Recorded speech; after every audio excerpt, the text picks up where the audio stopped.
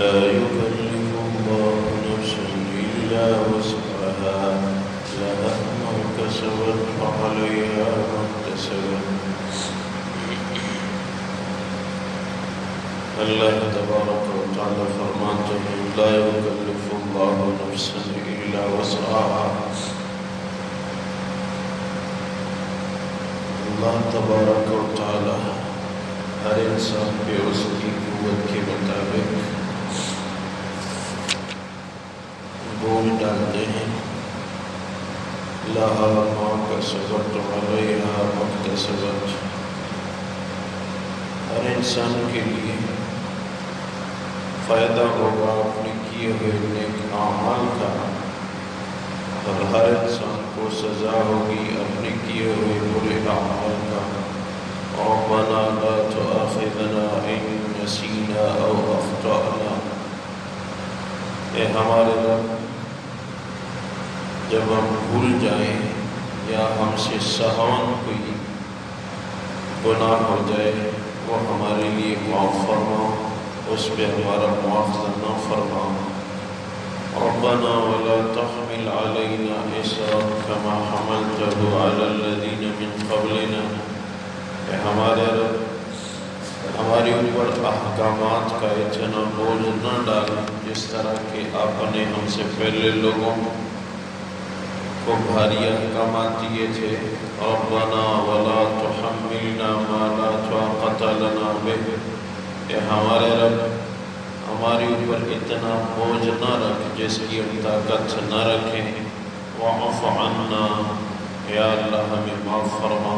واغفر لنا. یا اللہ ہماری بخشش فرما. وارحمنا. یا اللہ ہماری اوپر رحم فرما. انت مولانا. آپ ہمارے مالک ہیں. فانصرنا علی القوم الکافرین. کافر قوم کے خلاف ہماری مدد فرما. اللہ تبارک و تعالی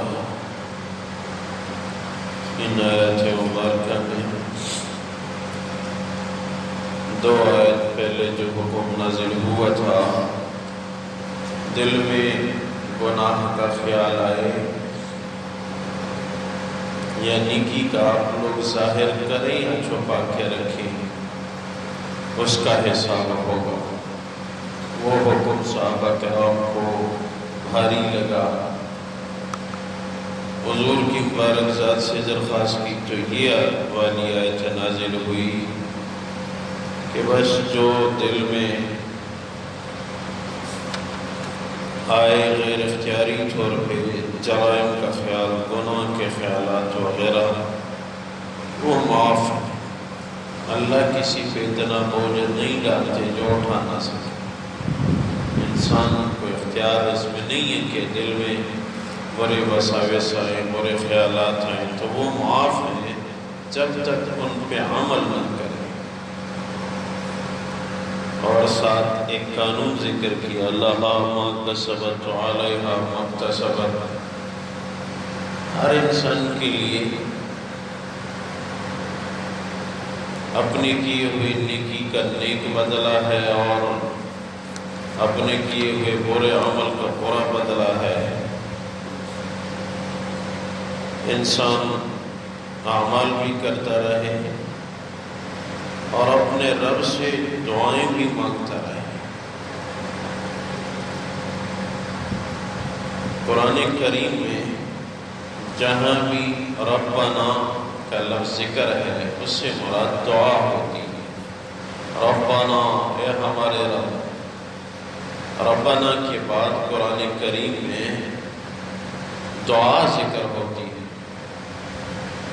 جو دعا بھی قرآن کریم میں ذکر ہے یا احادیث مبارکہ میں ذکر ہے احادیث مبارکہ میں اکثر دعائیں اللہم کے ساتھ ذکر ہیں، اور قرآن کریم میں اکثر دعائیں ربنا کے ساتھ ذکر ہیں۔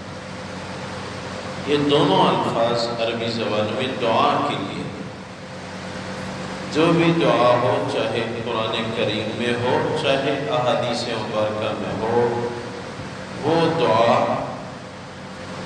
ہم تشہد پڑھنے کے بعد، درود شریف پڑھنے کے بعد نماز میں بھی مانگ سکتے ہیں، بلکہ نفلی نمازوں میں تو یہی دعائیں مانگنا بہت بہتر ہے۔ اگر کسی کو قرآن کریم یا حدیث کی زیادہ دعائیں یاد ہیں، نوافل میں جتنی زیادہ دعائیں ہوں مانگے، کوئی حرج نہیں، گھنٹہ لگے، فائدہ ہے، نقصان کوئی نہیں۔ دعاؤں کا بڑا اثر ہوتا ہے، اور ان آیات سے پتہ چلتا ہے کہ اللہ سے عافیت کی درخواست کیا کرے، یا اللہ ہمیں معاف فرما، یا اللہ ہمارے ساتھ آسانی والا معاملہ فرما، ہمارے اوپر احکامات کا اتنا بوجھ نہ ڈالے اللہ، جس طرح کہ آپ نے ماقبل امتوں پہ احکامات کا بوجھ ڈالا تھا۔ بنی اسرائیل پہ 50 نمازیں فرض تھی، بنی اسرائیل پہ 50 نمازیں فرض تھی، 50 نمازوں کا حکم تھا۔ اور اسی طرح جو کپڑا ناپاک ہو جاتا تھا، وہ دھونے سے پاک نہیں ہوا کرتا تھا، اس کو کاٹنا پڑتا تھا۔ جب تک وہ لوگ اس کپڑے کو نہ کاٹتے، ناپاک جگہ کو، وہ دھونے سے وہ کپڑا پاک نہیں ہوتا تھا۔ بنی اسرائیل میں ایک دور ایسا بھی آیا کہ جو آدمی جو بھی گناہ کرتا، طلوع آفتاب کے بعد دن کو یا رات کو، تو صبح سویرے ان کے دروازے پہ یہ لکھا ہوتا تھا فلاں نے فلاں جرم کیا ہے۔ اب ہم سوچیں ہمارے ساتھ اللہ کی کیا شفقت والا معاملہ ہے، جرم پہ جرم ہم کر رہے ہیں، کبھی بھی ہمارے دروازوں پہ تو چھوڑو، چہرے پہ بھی اللہ نے دوسرے مسلمان کو اس کا اظہار نہیں کیا اس نے، میرے اس بندے نے یہ جرم کیا ہے۔ یہ فضائل حضور کی بارک ذات صلی اللہ علیہ وسلم کے توفیل ہیں۔ اس لیے تو موسیٰ علیہ السلام تو حضور اقدس صلی اللہ علیہ وسلم میں معراج سے واپس لوٹے تو بڑے خوش تھے۔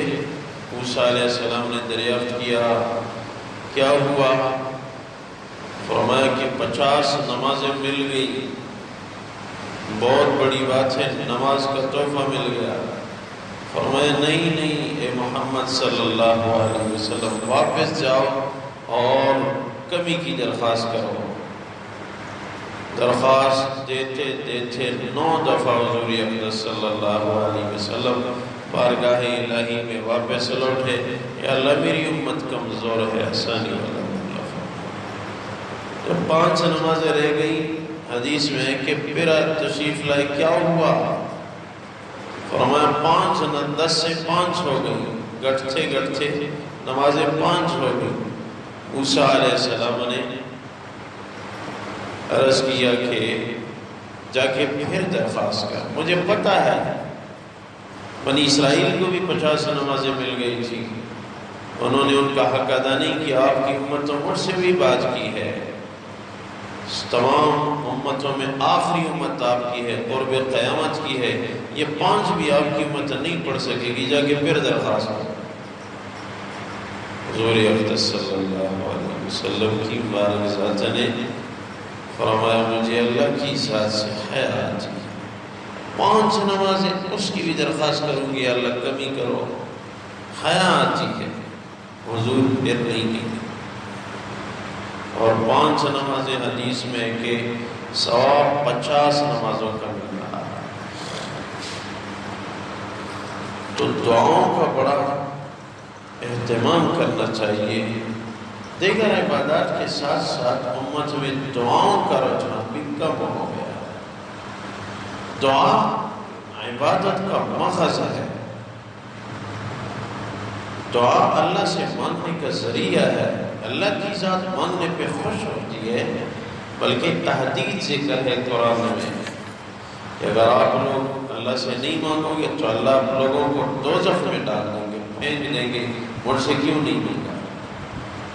شان ہے اللہ کی، مانگنا چاہیے۔ ہاں دعا مانگنے میں وقت کا بھی ایک حدیث میں شام کے وقت دعا قبول ہوتی ہے، دوسری حدیث میں کہ فرض نماز کے فوراً بعد دعا قبول ہوتی ہے، ایک حدیث میں کہ تہجد کے وقت دعا قبول ہوتی ہے، ایک حدیث میں کہ امام جب جمعے کے دن دونوں خطبوں کے درمیان بیٹھ جائے اس وقت دعا قبول ہوتی ہے، ایک حدیث میں کہ جمعہ کے دن نماز عصر پڑھنے کے بعد جب غروب آفتاب کا وقت ہوتا ہے اس وقت جمعہ کے دن دعا قبول ہوتی ہے۔ ہاں بعض جگہوں کا بھی اعتبار ہوتا ہے، جیسے مسجد کی دعا الگ ہے اور پھر حرم کی دعا کا اثر الگ ہے، پھر ملتزم پہ چمٹ کے دعا کا انداز الگ ہے، مطاف میں کھڑے ہوئے کعبے کو دیکھتے ہوئے دعا مانگنے میں قبولیت کا انداز الگ ہے، یہ ہوتا ہے۔ لیکن جہاں بھی موقع ہو، ایک حدیث میں ہے کہ ہر 24 گھنٹوں میں ایک گھڑی ہے جس میں مسلمان کی دعا قبول ہوتی ہے۔ ہمارے ساتھی ہیں، عالم دین ہیں، حج پہ گئے تھے، تقریباً کوئی 11-12 سال پہلے کی بات کر رہے تھے، کہنے لگے کہ ہم طواف کر رہے تھے تو ایک بوڑھا آدمی ضعیف کمزور جس کے لیے مطاف میں پھرنا بھی بڑا مشکل تھا، وہ مطاف میں لوگوں کے پیچھے آخر میں کھلی جگہ کھڑے ہیں اور دعا مانگ رہے ہیں۔ پنجاب کا کوئی بوڑھا آدمی اور ان پڑھ آدمی اور تسبیح ہاتھ میں اور کعبے کے سامنے مطاف کے کونے میں، قریب تو لوگ طواف کر رہے ہیں، وہ دور ایک کونے میں کھڑے ہو کے دعا مانگ رہا ہے، یا اللہ میں تو بڑا کمزور ہوں، حجر اسود کا بوسہ تو نصیب فرما دے، یا اللہ میں تو بڑا کمزور ہوں، ان لوگوں میں تو میں داخل بھی نہیں ہو سکتا، لیکن آپ تو کر سکتے ہیں، مجھے حجر اسود کا بوسہ نصیب فرما دے۔ کہتے ہیں ہم طواف کر رہے تھے، ہم اس کی دعا سنتے رہتے تھے، کہہ رہا ہے بابا بس چلو دعا کا ثواب تو مل رہا ہے، ہونا تو زمین و آسمان کا فرق ہے، کیونکہ یہ ضعیف بوڑھا آدمی اور پھر اس جیسے وقت میں ہزاروں لوگ طواف کر رہے ہیں، حجر اسود کا بوسہ یہ کہاں ہو سکتا ہے، چلو بابا مانگ رہا ہے تو مانگنے دو، کیا کریں۔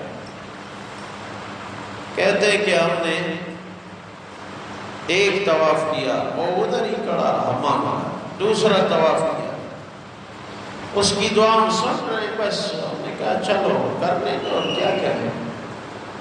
تیسرے طواف میں کہہ رہے ہیں کہ ہم طواف کر رہے تھے کہ اتنے میں ایک سوڈانی دراز کا جوان آیا، وہ اس کی بولی بھی نہیں سمجھتا تھا، اللہ نے اس کے دل میں ڈالا کہ یہ جو کونے پہ کھڑا ہے اور بابا ضعیف بوڑھا آیا، اس کو کہا میرے کندھے پہ بیٹھو۔ اب وہ تو اتنا اونچا، وہ کندھے پہ کہاں بیٹھ سکتا ہے، بابا کندھے پہ کیسے بیٹھے گا، اتنا دراز کا۔ وہ جو عالم حاجی صاحب مجھے بیان کر رہا تھا، وہ کہنے لگے اتنا دراز قد تھا کہ وہ بابا کو اٹھا کے میرے قریب سے گزرا تو میرا سر اس کے ناف کے برابر تھا۔ کہنے لگے کہ ہم دیکھ رہے تھے وہ سوڈانی دراز کا جوان آیا اور بابا کو ایسے کندھے کا اشارہ کر رہا ہے، بیٹھو۔ بابا سمجھتا نہیں ہے کہ یہ کیا کہہ رہا ہے، بابا کو ایسے دونوں ہاتھوں میں بچے کی طرح اٹھایا اور کندھے پہ ڈال کے وہ لے گیا، اور بابا کے سر کو حجر اسود میں وہ لوگوں کے درمیان میں، وہ لمبے قدموں کے ساتھ لوگوں کے درمیان میں گھس کے، اب سب لوگ دیکھ رہے ہیں بابا کہاں چلا گیا، سب لوگوں کو نظر آ رہا ہے۔ کہتے ہیں ہم مطاف بھی رکے اور ہم دیکھ رہے تھے کہ اس کا سر حجر اسود میں ایسے ہی داخل کر دیا، لوگوں کو ہٹایا اور بابا نے بوسہ دیا اور پھر اس کا سر نکال کے اشارے سے اسے پوچھا ہو گیا؟ بابا بڑا خوش، بس ٹھیک ہے۔ اب واپس لا کے اسی جگہ دوبارہ اس کو وہ کڑا کر دیا اور چلا گیا۔ لگے ہم نے آپس میں کرتے کہ دعا کا کیا عجیب اثر ہوتا ہے، ہمارا خیال بھی نہیں تھا یہ کیسے جائے گا اور کیسے اس کو حجر اسود کا بوسہ ملے گا، اور اس رش میں اور اللہ نے کر کے دیا۔ دعا کا بڑا اثر ہوتا ہے۔ ہاں، حرم کی دعا کا اثر الگ ہے، اور پھر ملتزم اور پھر خطیم اور پھر مسجد پھر تہجد، لیکن دعاؤں کا اہتمام ضروری ہے۔ دعا ایک عبادت ہے، اس کو فضول نہ سمجھا جائے کہ آدھا گھنٹہ دعا کسی نے مانگی یہ فضول، نہیں، یہ عبادت کا مغز ہے۔ اصل عبادت یہی ہے کہ اللہ کے سامنے رو، اللہ سے مانگو، پھر اللہ نصیب فرمانے دیں۔ اس آیت شریفوں میں بھی دعاؤں کا ذکر ہے۔ اللہ تبارک و تعالیٰ فرماتے ہیں لا یکلف اللہ نفسا الا وسعها، اللہ کسی کو احکامات کا اتنا بوجھ نہیں دیتے جتنا وہ اٹھا نہ سکے۔ لہا ما کسبت وعلیہا ما اکتسبت، ہر نفس کے لیے نیکی کرنے کا اجر ہے اور ہر نفس پہ اپنے برے اعمال کا وبال ہے۔ ربنا لا تؤاخذنا ان نسینا او اخطأنا، اے ہمارے رب ہمیں بھول پن پہ یا سہون کسی گناہ پہ نہ پکڑنا۔ ربنا ولا تحمل علینا اسرا کما حملته علی الذین من قبلنا، اے ہمارے رب ہماری اوپر احکامات کا ایسا بوجھ نہ ڈال جس طرح کہ ہم سے پہلے لوگوں کو بھاری احکامات کا حکم دیا گیا تھا۔